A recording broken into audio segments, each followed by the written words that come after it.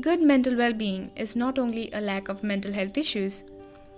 Being psychologically or emotionally stable is much more than being free from depression, anxiety, or other psychological issues. Mental well being refers to the existence of beneficial traits rather than the lack of mental illness. Larkai Healthcare is back with another episode on mental health. Here at Brightside, we are sharing the remarkable story of Princess Diana's private struggle, and we hope it helps expectant mothers suffering from postpartum depression to share their emotions with the people around them instead of struggling on their own. Another beautiful picture she portrayed to the world, she suffered from bulimia, self-injury, and persistent feelings of worthlessness. Back in 1982, when Princess Diana gave birth to her first child, William, postpartum depression was something that was never addressed either publicly or privately with friends and family. Princess Diana was one of the many women who had to keep all their fears and anxieties to themselves, who had little hope of venting their negative thoughts or sharing their pain with someone else. She only talked a few times about her postpartum psychiatric issues, but it wasn't until years after it all began. She gave a candid interview to British journalist Andrew Morton for his book, Diana, Her True Story. Quote, "I was unwell with postnatal depression, which no one ever discussed.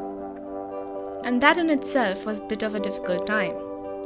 You'd wake up in the morning feeling you didn't want to get out of bed, you felt misunderstood, and just very, very low in yourself." In spite all her pain and misery, Diana continued to play the part of Princess of Wales as a caring wife and mother.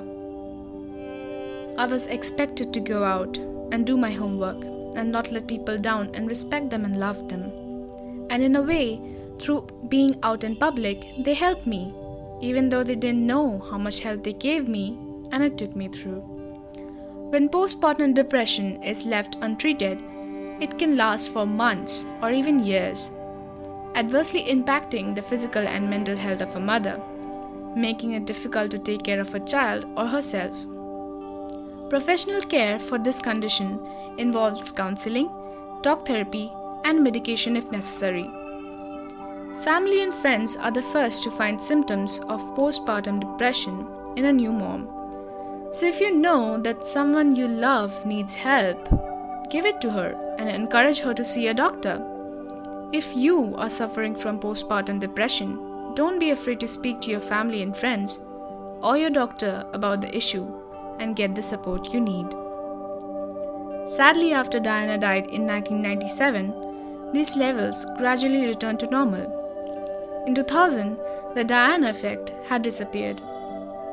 They are now in the middle of a major mental health epidemic in the United States.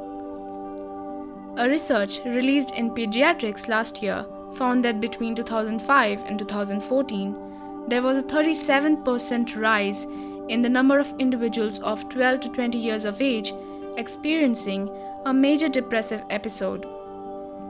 Nevertheless, there has been no significant rise in utilization levels.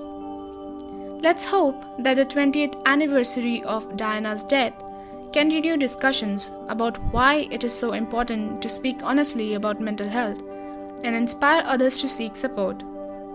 Her sons have already taken up the job. Earlier this year, Prince Harry talked openly about finding advice to overcome his sorrow at his mother's passing. In the meantime, Prince William appeared in a documentary on anorexia where he explored his mother's struggle of bulimia. Carry out a random act of kindness with no expectation of reward, safe in knowledge that one day someone might do the same for you. Grow through what you go through.